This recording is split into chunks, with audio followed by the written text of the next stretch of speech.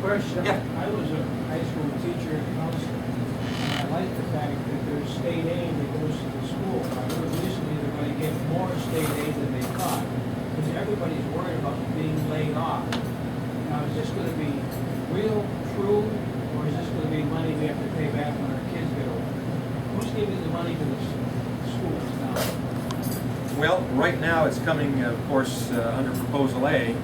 It comes primarily under the state aid fund that's kicked into. It comes under some sales tax revenue that's in place, and it comes no longer under the property tax primarily, except for some charter millage that's there. But primarily now it's sales tax funded.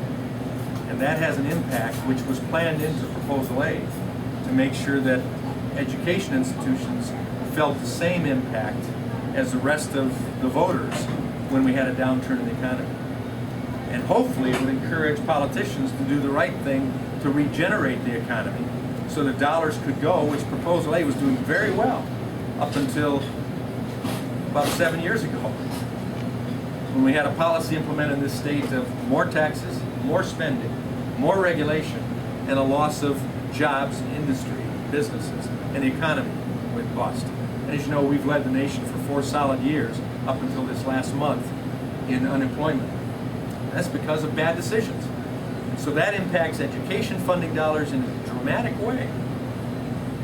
So the taxpayers are saying, you know, we want our quality schools, but we also know there's only so much taxpayers can afford.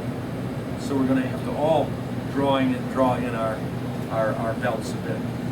Now the money we're talking about, some of that's stimulus money, and that's make-believe money.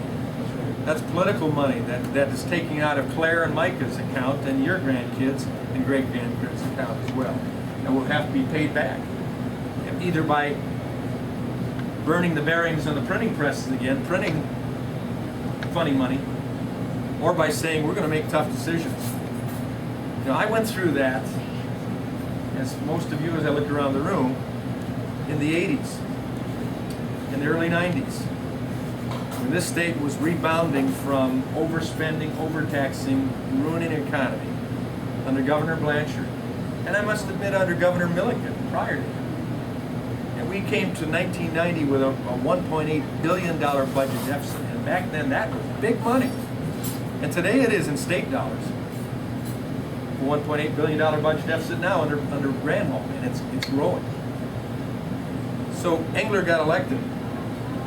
I served during the first 8 years, or all 8 years of Blanchard.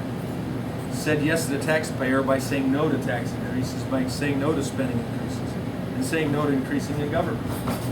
Well, Engler came in, and Johnny Scissorhands, as they called him, if you remember that, we began reducing the overall size, scope, power, and cost of government.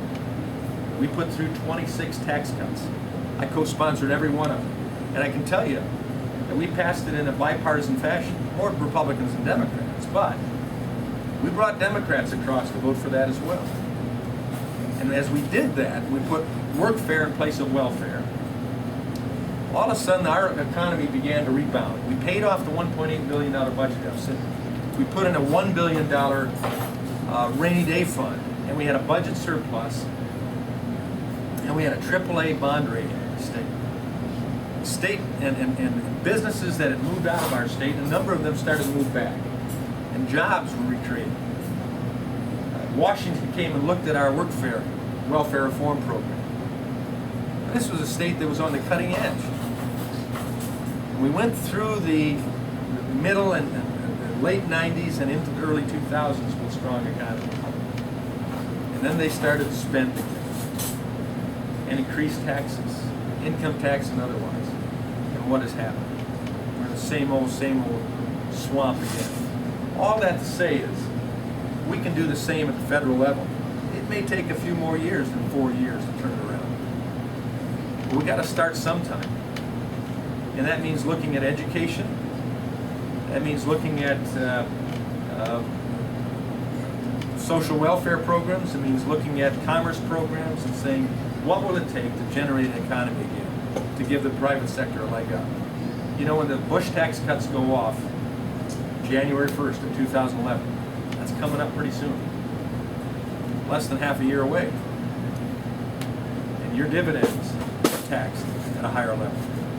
Capital gains taxed again at a higher level. Inheritance tax goes on fully again. All of a sudden, the economy is squashed still further. We have to restore those tax cuts and go beyond that. We have to reduce regulations so that our businesses that can compete worldwide with anyone don't have the additional hurdles that China doesn't have, that India doesn't have, that Korea doesn't have. But we have because we put them on an excessive environmental taxation policy that discourages us. So our schools are hurt, our communities are hurt, our local governments are hurt, and more importantly, our taxpayers and our economy is hurt.